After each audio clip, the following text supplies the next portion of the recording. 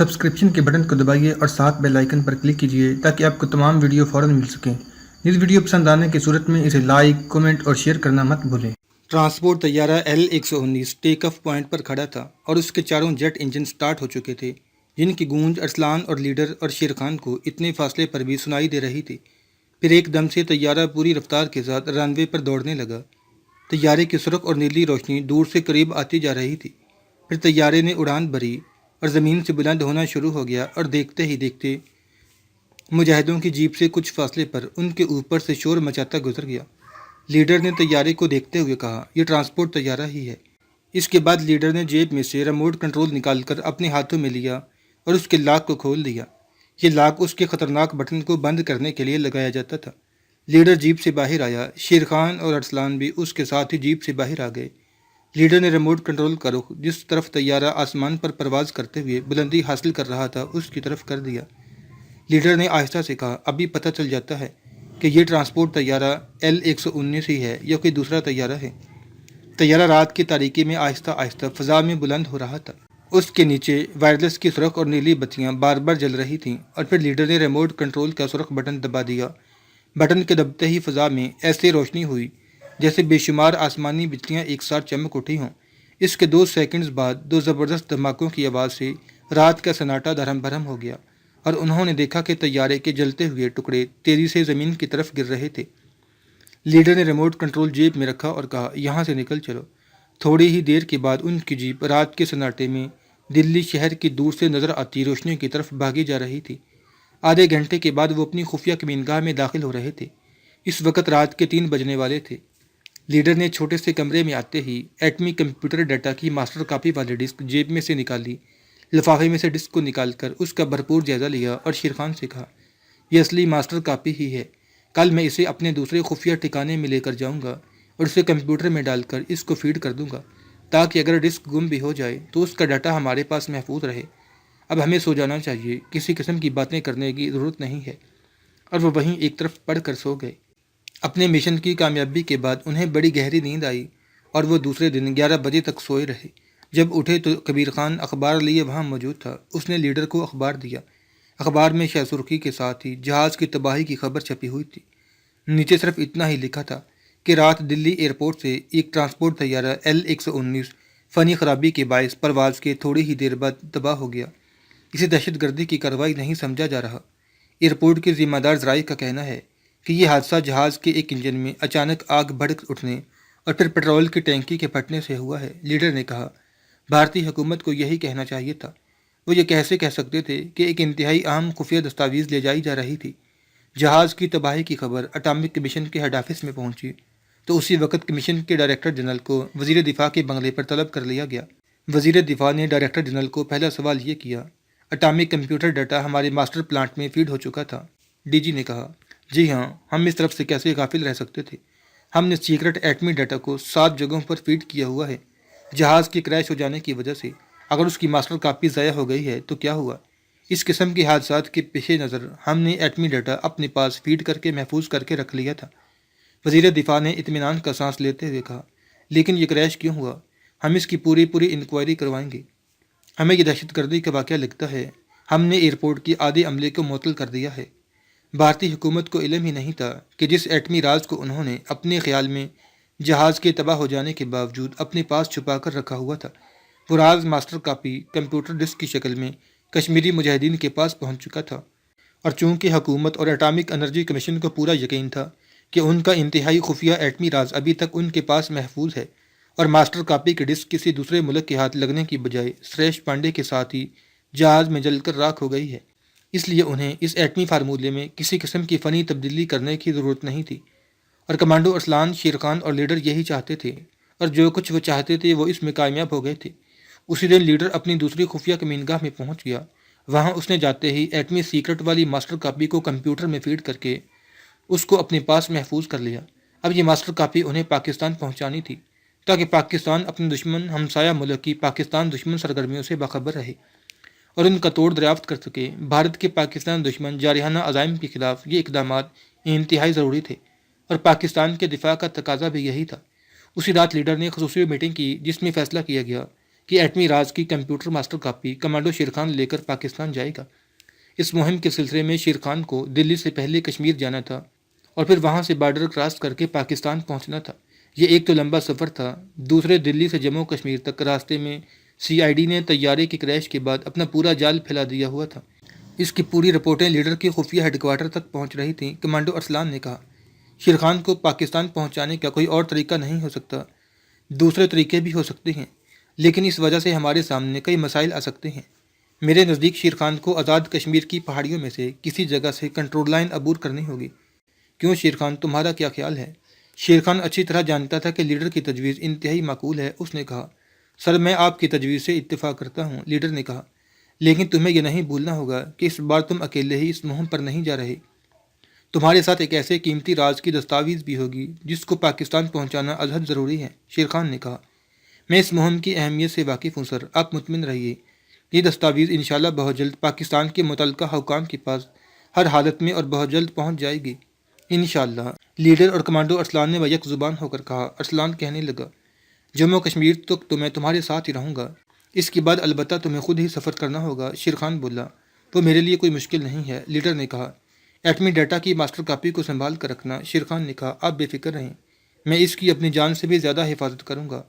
دوسرا دن سفر کی تیاری میں گزر گیا۔ شیر خان نے کمپیوٹر کی ڈسک کو لفافے میں بند کر کے لفافے کو ایک لمبے رومال میں لپیٹا اور پھر اسے اپنے پیٹ کے ساتھ بنیان کے اندر باندھ لیا تھا۔ دلی سے کمانڈو ارسلان اور شیر خان رات کے وقت گاڑی میں سوار ہوئے۔ دوسرے دن صبح کے وقت وہ امرتسر پہنچ گئے۔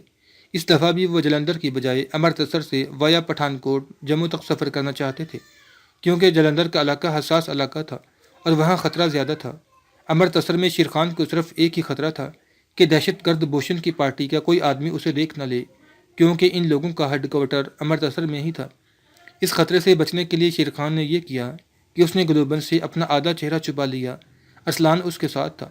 دونوں اسٹیشن پر اترنے کے فوراً بعد امرتسر پٹھان کوٹ سروس کے لاری اڈے پر آ گئے اور الگ جگہ پر بیٹھ گئے۔ سردیوں کا موسم تھا، ان پہاڑی علاقوں کی طرف لوگ کم سفر کرتے تھے، صرف لوکل یعنی دکاندار اور سرکاری لوگوں کا ہی زیادہ آنا جانا تھا۔ انہیں لاری کے لیے زیادہ دیر انتظار نہ کرنا پڑا۔ ایک لاری ابھی پوری بھری بھی نہیں تھی کہ وہ جموں کی طرف روانہ ہو گئی۔ ارسلان اور شیر خان الگ الگ سیٹوں پر لاری میں بیٹھ گئے تھے۔ وہ کسی قسم کا اسلحہ وغیرہ ساتھ لے کر نہیں چلے تھے۔ اسلحہ لے کر جموں پٹھان کوٹ کے علاقے میں سفر کرنا ان کے لیے خطرے کا باعث بن سکتا تھا۔ وہ خیریت سے جموں پہنچ گئے۔ جموں سے انہوں نے ایک دوسری لاری پکڑی جس نے انہیں سری نگر پہنچا دیا۔ راستے میں معمولی سی ایک جگہ چیکنگ ہوئی، لیکن خیریت ہی رہی۔ سری نگر اپنے خفیہ ٹھکانے پر پہنچنے کے ایک دن بعد کمانڈو شیر خان نے آزاد کشمیر کی جانب اپنا خطرناک سفر شروع کر دیا۔ یہ بڑا دشوار گزار اور خطرناک سفر تھا۔ کنٹرول لائن کی دونوں جانب دونوں ملکوں کی فوجوں نے مورچے سنبھال رکھے تھے، لیکن کمانڈو شیر خان کے ساتھ ایک گائیڈ تھا جو اسے بڑے خفیہ اور نسبتاً کم خطرے والے علاقے میں سے لے جا رہا تھا۔ ایک جگہ آ کر گائیڈ نے کہا، یہاں سے تمہیں اکیلے ہی سفر کرنا ہوگا، یہ ایک کھائی تم دیکھ رہے ہو، اس کی دوسری جانب آزاد کشمیر کی پہاڑیاں شروع ہو جاتی ہیں۔ گائیڈ شیر خان کو چھوڑ کر واپس چلا گیا۔ شیر خان کھائی میں اتر گیا۔ کھائی کے دونوں کنارے اونچے تھے اور وہاں کافی، جسے پنجابی میں کانے کہتے ہیں، ان کی جھاڑیاں اگی ہوئی تھیں۔ کھائی خشک تھی اور چھوٹے بڑے پتھر ہر طرف بکھرے ہوئے تھے۔ شیر خان اس علاقے سے پہلے کبھی نہیں گزرا تھا۔ وہ کھائی کے کنارے کی اونچی دیوار کے ساتھ ساتھ آگے چلا جا رہا تھا۔ اسے کوئی اندازہ نہیں تھا کہ یہ نومیز لینڈ بھارت کا بارڈر ہے یا پاکستان کا بارڈر ہے۔ اچانک اسے دھماکوں کی دھیمی دھیمی گونج سنائی دینے لگی۔ وہ رک گیا۔ اس نے کان لگا کر سنا۔ یہ توپ کے گولوں کے دھماکے تھے اور گولے کہیں دور پھٹ رہے تھے۔ کنٹرول لائن پر بھارت کی فوج آزاد کشمیر کے علاقے میں کنٹرول لائن کے پار گولہ باری کرتے ہی رہتی تھی۔ اس کے بعد دوسری طرف سے بھی گولے آنے شروع ہو گئے۔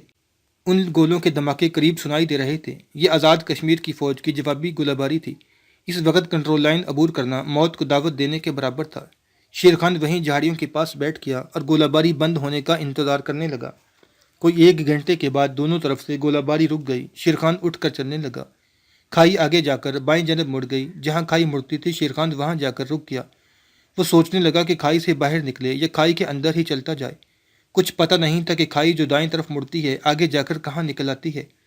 آخر اس نے کھائی سے باہر نکلنے کا فیصلہ کر لیا۔ اس وقت سورج غروب ہو چکا تھا اور شام کا دھندلکا آہستہ آہستہ گہرا ہو رہا تھا۔ شیر خان کھائی سے باہر نکل آیا۔ کھائی کے کنارے پر آتے ہی وہ بیٹھ گیا اور گہری ہوتی شام کے دھندلکے میں سامنے کی جانب دیکھنے لگا۔ سردی کی وجہ سے دھند درختوں کے درمیان پھیلنے لگی تھی۔ جب اندھیرا ذرا گہرا ہو گیا تو شیرخان اٹھا اور سامنے کی سمت چل پڑا۔ یہ جنگلاتی علاقہ تھا، دونوں جانب اونچی اونچی پہاڑیاں تھیں۔ شیرخان رات کی تاریکی میں ایک خاردار باڑ کے قریب آ کر رک گیا۔ یہ کنٹرول لائن کی باڑ ہی ہو سکتی تھی۔ آگے جا کر باڑ ایک جگہ سے کٹی ہوئی تھی اور وہاں کافی بڑا شگاف پڑ گیا تھا۔ شاید یہاں کسی طرف سے آ کر کوئی گولا پھٹا تھا۔ نیچے ایک گڑھا بھی بنا ہوا تھا جس میں سے بارود کی بو آ رہی تھی۔ گولے کو پھٹے زیادہ دیر نہیں ہوئی تھی، شیرخان خاردار باڑ کے شگاف میں سے دوسری طرف گزر گیا۔ اتنا اسے اندازہ ہو گیا تھا کہ وہ مقبوضہ کشمیر کی طرف سے کنٹرول لائن پار کر کے آزاد کشمیر میں داخل ہو چکا ہے۔ رات کی تاریکی میں درخت اور جھاڑیاں دھندلی نظر آ رہی تھی۔ شیرخان بے حد احتیاط سے کام لے رہا تھا۔ تھوڑی دور چل کر رک جاتا، ارد گرد کا جائزہ لیتا اور پھر چلنے لگتا۔ اسے دو آدمیوں کی باتیں کرنے کی آواز سنائی دی۔ وہ وہیں جھاڑیوں کے پیچھے چھپ گیا۔ آواز قریب آ رہی تھی۔ پھر اسے اندھیرے میں دو انسانی سائے ایک دوسرے کے ساتھ ساتھ چلتے اپنی طرف آتے دکھائی دیے۔ قریب آئے تو یہ دونوں فوجی وردی میں تھے۔ پتہ نہیں یہ بھارتی فوجی تھے یا آزاد کشمیر کی بارڈر فورس کے جوان تھے۔ شیرخان سانس روکے جھاڑیوں کے پیچھے چھپا رہا۔ دونوں فوجی جوان باتیں کرتے جا رہے تھے۔ یہ پٹرول پارٹی تھی۔ ان کی گفتگو سے شیرخان فوراً سمجھ گیا کہ یہ مسلمان ہیں۔ ان میں سے ایک فوجی نے انشاءاللہ کہا تھا۔ اس کے باوجود شیرخان ان کے سامنے نہیں آنا چاہتا تھا۔ جب دونوں جوان کافی آگے نکل گئے تو شیرخان اٹھا اور سامنے والی پہاڑی کی جانب چلنے لگا۔ وہ ایک چھوٹے سے گاؤں میں آ گیا۔ گاؤں میں جو چند ایک مکان تھے وہ گولہ باری کی وجہ سے تباہ ہو چکے تھے اور وہاں سناٹا چھایا ہوا تھا۔ شیرخان آگے نکل گیا، اسی طرح پہاڑیوں میں سفر کرتا رہا اور پھر ایک گاؤں آ گیا جہاں کسی مرغ کے اذان دینے کی آواز آ رہی تھی۔ ایک جانب ذرا بلندی پر چبوترے پر ایک چھوٹا سا مکان تھا جس کے چھوٹے سے صحن میں لالٹین روشن تھی۔ شیرخان کو ایک آدمی صحن میں چلتا پھرتا دکھائی دیا۔ شیرخان نے اس طرف جانا مناسب نہ سمجھا اور ذرا فاصلے پر سے ہو کر آگے یہاں جوار کے کھیت تھے جن میں فصل کھڑی تھی۔ کھیتوں کے درمیان تنگ سی پگڈنڈی بنی ہوئی تھی۔ شیرخان اس پگڈنڈی پر چل رہا تھا کہ اچانک کھیت میں سے ایک آدمی نکل کر اس کے سامنے آ گیا۔ اس نے بلند آواز میں پوچھا، کون ہو تم؟ یہاں کیا کر رہے ہو؟ شیرخان رک گیا۔ اس آدمی نے کھیس کی بکل ماری ہوئی تھی۔ شیرخان نے کہا، بھائی میں مسلمان ہوں، آگے گاؤں جانا ہے، راستہ بھول گیا ہوں۔ اس آدمی نے بڑے غور سے شیرخان کو دیکھا اور بولا، کون سے گاؤں سے آئے ہو؟ شیرخان نے یوں ہی ایک گاؤں کا نام لے دیا۔ اس آدمی نے کہا، جانا کہاں ہے؟ شیرخان نے کہا، بھائی اگر تم مجھے یہ بتا دو کہ راولا کوٹ یہاں سے کس طرف ہے تو تمہاری بڑی مہربانی ہوگی، مجھے راولا کوٹ ہی جانا ہے۔ اس آدمی نے کہا، راولا کوٹ تو یہاں سے بڑی دور ہے۔ شیرخان نے پوچھا، کوئی ایسی سڑک بتا دو جہاں سے مجھے راولا کوٹ والی بس مل سکتی ہے۔ وہ آدمی بولا، رات کے اندھیرے میں تم راستے میں بھٹک جاؤ گے، میرے ساتھ گھر چلو، رات آرام کرو، صبح میں تمہیں ایک آدمی کے ساتھ کر دوں گا، وہ تمہیں وہاں چھوڑ آئے گا جہاں سے تمہیں راولا کوٹ والی لاری مل جائے گی۔ شیرخان نے کبھی ایسا کیا نہیں تھا مگر جانے کیوں اس نے اس آدمی پر اعتبار کر لیا اور اس کے ساتھ چل پڑا۔ شاید اسے یہ خیال تھا کہ وہ آزاد کشمیر کے علاقے میں ہے، یہاں اسے کیا خطرہ ہو سکتا ہے۔ وہ آدمی اسے اپنے چھوٹے سے دیہاتی مکان میں لے آیا۔ ایک کوٹری میں چارپائی پر بستر بچھا ہوا تھا۔ اس آدمی نے کہا، میرا نام جہانگیر ہے، میں کاشتکار ہوں، تم آرام کرو، میں صبح آؤں گا، اور وہ چلا گیا۔ شیرخان نے کوٹری کا دروازہ بند کر دیا اور بستر پر لحاف اوڑھ کر لیٹ گیا۔ دور اندیشی کا تقاضا یہی تھا کہ اسے آرام سے لحاف اوڑھ کر نہیں لیٹنا چاہیے تھا۔ اسے اس آدمی کا پیچھا کرنا چاہیے تھا کہ وہ کہاں جاتا ہے، مگر شیرخان پر غفلت غالب آ چکی تھی۔ حالانکہ ایسی غلطی اس نے اپنی ساری کمانڈو لائن میں کبھی نہیں کی تھی۔ وہ لحاف اوڑھے چارپائی پر لیٹا ہوا تھا مگر اسے نیند نہیں آ رہی تھی۔ اب اسے اپنی غلطی کا احساس ہونے لگا تھا کہ خدا جانے یہ آدمی کون تھا، اسے اس پر بھروسہ نہیں کرنا چاہیے تھا۔ لیکن شیرخان اس کے باوجود گرم بستر میں ہی پڑا رہا۔ کچھ دیر کے بعد اس کی چھٹی حس نے اسے خبردار کیا کہ خطرہ نزدیک آ رہا ہے۔ شیرخان جلدی سے لحاف پرے پھینک کر اٹھ کھڑا ہوا۔ جیسے ہی وہ دروازے کی طرف بڑھا اسے باہر آدمیوں کی باتیں کرنے اور قدموں کی آواز سنائی دی۔ شیرخان نے جلدی سے دروازہ کھول کر باہر دیکھا۔ جیسے ہی اس نے دروازہ کھولا اس پر طاقتور ٹارچ کی روشنی پڑی اور ساتھ ہی کسی نے رعبدار آواز میں کہا، خبردار حرکت نہ کرنا ورنہ گولی سے اڑا دیں گے۔ ٹارچ کی روشنی اس کے چہرے پر سے نیچے ہو گئی۔ اس کی ہلکی روشنی میں شیرخان نے 3 فوجی جوانوں کو دیکھا جن کے ہاتھوں میں اسٹین گنیں تھیں اور گنوں کا رخ شیرخان کی طرف تھا۔ ان کے آگے ایک اور فوجی جوان تھا جس نے ایک ہاتھ میں پستول اور دوسرے ہاتھ میں ٹارچ پکڑی ہوئی تھی۔ تینوں فوجی وہیں پوزیشن میں کھڑے تھے۔ چوتھا جوان شیرخان کے قریب آ گیا۔ اس نے پوچھا، کون ہو تم؟ اتنے میں ایک طرف سے وہی آدمی نمودار ہوا جس نے اپنا نام جہانگیر بتایا تھا اور جو شیرخان کو کوٹری میں لے کر آیا تھا۔ وہ کہنے لگا، صاحب یہ بھارت کا جاسوس ہے، یہ ہندو ہے مگر اپنے آپ کو مسلمان بتا رہا تھا۔ فوجی جوان نے دوسرے فوجیوں سے کہا، اسے لے چلو۔ تینوں فوجی شیرخان کی طرف بڑھے۔ ایک نے شیرخان کی آنکھوں پر پٹی باندھ دی اور دوسرے فوجیوں نے شیرخان کے بازو پیچھے کر کے رسی سے جکڑ دیے اور اسے بازو سے پکڑ کر ایک طرف چل پڑے، چونکہ شیر خان کو یقین ہو چکا تھا کہ وہ آزاد کشمیر کے علاقے میں ہے اور یہ آزاد کشمیر کی رجمنٹ کے جوان ہیں، اس لیے اس نے کسی قسم کی مزاحمت نہیں کی تھی۔ فوجی جوان شیر خان کو کچھ فاصلے پر ایک زمیندوز مورچے میں لے آئے۔ یہاں آ کر اس کی آنکھوں کی پٹی کھول دی گئی۔ وہاں ایک لالٹن روشن تھی۔ جو فوجی نوجوان تھا اس کی وردی پر ایک پھول لگا ہوا تھا۔ یہ لیفٹیننٹ تھا۔ اس نے شیر خان سے پوچھا، تمہارا نام کیا ہے؟ شیر خان نے کہا، عبدالسلام۔ تم جھوٹ بولتے ہو، نوجوان افسر نے کہا۔ تم ہندو ہو اور یہاں جاسوسی کرنے آئے ہو؟ پھر اس نے ایک فوجی کو حکم دیا، حوالدار کریم داد، اس کی تلاشی لو۔ شیر خان کی تلاشی لی گئی تو اس کے پیٹ کے ساتھ کپڑے سے بندھی ہوئی ایٹمی ڈیٹا والی ڈسک برآمد ہوئی۔ اسے دیکھ کر نوجوان افسر چونکا۔ اس نے کہا، یہ کیا ہے؟ شیر خان نے کہا، سر یہ پاکستان کی بڑی قیمتی امانت ہے جسے میں جان کا خطرہ مول لے کر یہاں تک لایا ہوں۔ اس میں کیا ہے یہ میں آپ کو نہیں بتا سکتا۔ نوجوان افسر نے حوالدار سے کہا، اس کو ایک طرف لے جا کر دیکھو، یہ مسلمان ہے کہ ہندو ہے۔ حوالدار کریم داد شیر خان کو کونے میں لے گیا اور اس کا معائنہ کرنے کے بعد بولا، سر یہ مسلمان ہے۔ فوجی افسر نے کہا، اس کا مطلب ہے کہ یہ مسلمان بھارتی جاسوس ہے، اسے کونے میں بٹھا دو۔ شیر خان کو کونے میں بٹھا دیا گیا۔ حوالدار کریم داد اسٹین گن لیے اس کے سر پر کھڑا ہو گیا۔ فوجی افسر نے ٹیلی فون کی ہتھی 3-4 مرتبہ زور سے گھمائی اور کسی سے کہا، سر ہم نے ایک مسلمان بھارتی جاسوس پکڑا ہے جس کے پاس سے کمپیوٹر کی ایک ڈسک برآمد ہوئی ہے۔ بس سر وہ کہتا ہے کہ یہ پاکستان کی امانت ہے۔ یس سر۔ فوجی افسر نے ٹیلی فون بند کر کے حوالدار کریم داد سے کہا، کریم داد اس کی آنکھوں پر پٹی باندھ دو، کیپٹن صاحب نے پیچھے ہیڈ کوارٹر میں بلایا ہے۔ شیر خان نے کہا، آپ مسلمان ہیں، آزاد کشمیر فوج کے افسر ہیں، میری آپ سے ایک ہی درخواست ہے کہ اس کمپیوٹر ڈسک کو حفاظت سے رکھیے گا، خاموش رہو۔ نوجوان فوجی افسر نے شیر خان کو جھڑک کر کہا۔ اس کے بعد شیر خان کو ایک جیپ میں بٹھا کر پیچھے لے جایا گیا۔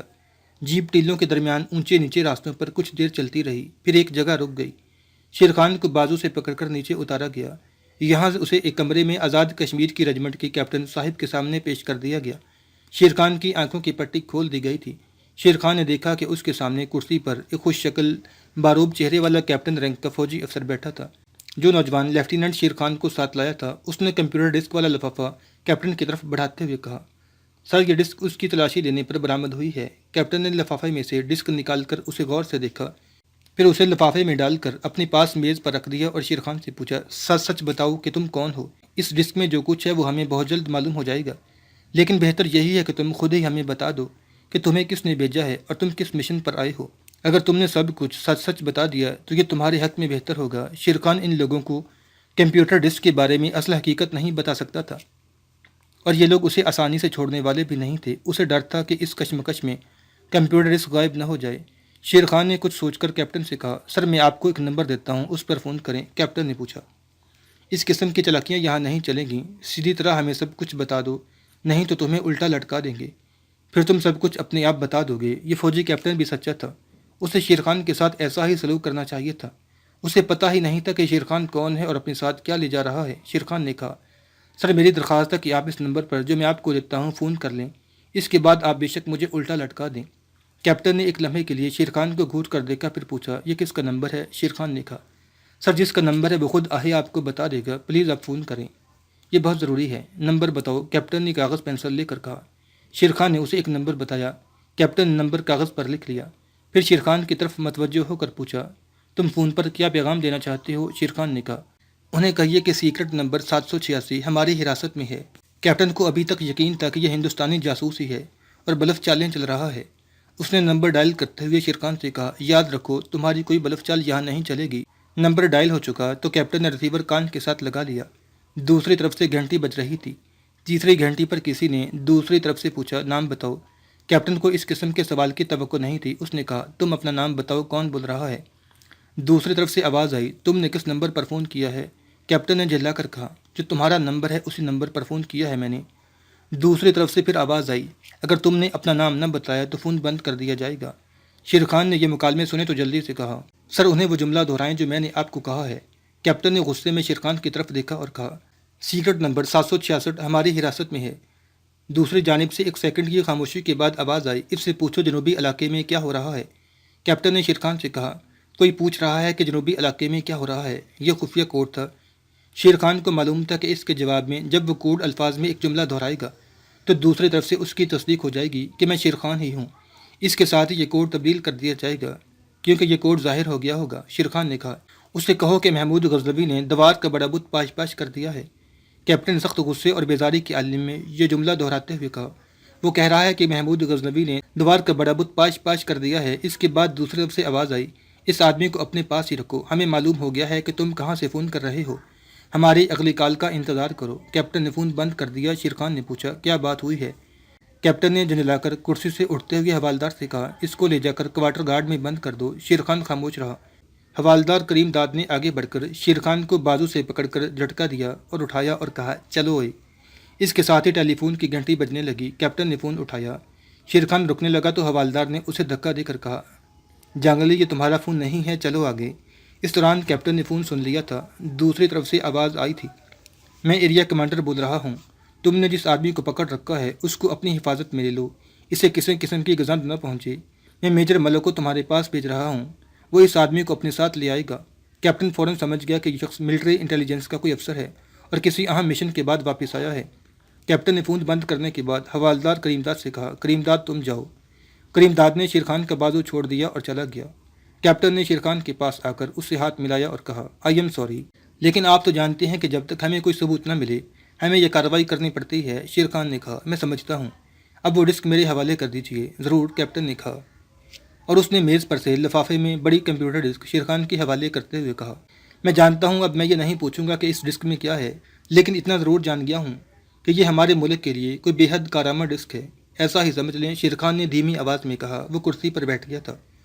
کیپٹن نے اسے بتایا کہ میجر صاحب ابھی اسے لینے آ رہے ہیں۔ کیپٹن نے شیرخان کے لیے چائے اور بسکٹ منگوائے۔ 15-20 منٹ کے بعد باہر ایک فوجی ہیلی کاپٹر کی آواز آئی۔ کیپٹن نے کھڑکی میں سے باہر دیکھتے ہوئے کہا، میجر صاحب آ گئے ہیں۔ ہیلی کاپٹر لینڈنگ پیڈ پر آ کر رک گیا۔ اس میں سے ایک بڑے اچھے سویلین کپڑوں والا آدمی اتر کر سیدھا کیپٹن کے کمرے میں آ گیا۔ اس نے شیرخان کی طرف دیکھا۔ دونوں نے ایک دوسرے کو پہچان لیا۔ دونوں نے ایک دوسرے سے ہاتھ ملایا۔ میجر نے کہا، کرنل صاحب آپ کا انتظار کر رہے ہیں، میرے ساتھ آ جائیں۔ اور شیرخان ہیلی کاپٹر میں سوار ہو کر کرنل ایس ایس سے ملنے کے لیے چلا گیا۔ کرنل ایس ایس اپنے آفس میں بیٹھا تھا۔ شیرخان کمرے میں داخل ہوا تو کرنل اسے اٹھ کر ملا اور دوسرے سائڈ روم میں لے گیا۔ شیرخان نے اسے ڈسک نکال کر دی اور کہا، اس کا ڈاٹا انڈیا میں ہمارے مجاہدوں کے کمپیوٹر میں فیڈ کر دیا گیا ہے، یہ اس کی ماسٹر کاپی ہے۔ کرنل نے لفافے میں سے ڈسک نکال کر اسے دیکھا اور کمپیوٹر کی طرف بڑھتے ہوئے کہا، اس بارے میں ہماری انٹیلیجنس نے فل رپورٹ دے دی تھی، مگر ہمیں اس پروجیکٹ کے کمپیوٹر ڈاٹا کی تلاش تھی۔ اس نے ڈسک کو کمپیوٹر میں ڈال کر سکرین پر نگاہیں جما دیں۔ شیرخان بھی کمپیوٹر کی سکرین کو دیکھ رہا تھا۔ دوسرے ہی لمحے سکرین پر وہ تمام ڈاٹا ابھرنا شروع ہو گیا جو ہمارے دشمن ملک کا ایک بہت بڑا ایٹمی راز تھا اور جس پر بھارت بڑی تیزی سے کام کر رہا تھا، اور جو پاکستان پر بھارت کے ایٹمی وار ہیڈ میزائلوں کے حملے کی پوری ٹیکنیکل دستاویز تھی۔ کرنل ایس ایس نے پورے ڈاٹے کے مشاہدے کے بعد شیرخان سے کہا، شیرخان تم نے بہت بڑا کام کیا ہے، اپنے وطن کی بہت بڑی خدمت انجام دی ہے، ہمیں تم پر فخر ہے۔ شیرخان نے کہا، سر میں نے اپنا فرض ادا کیا ہے۔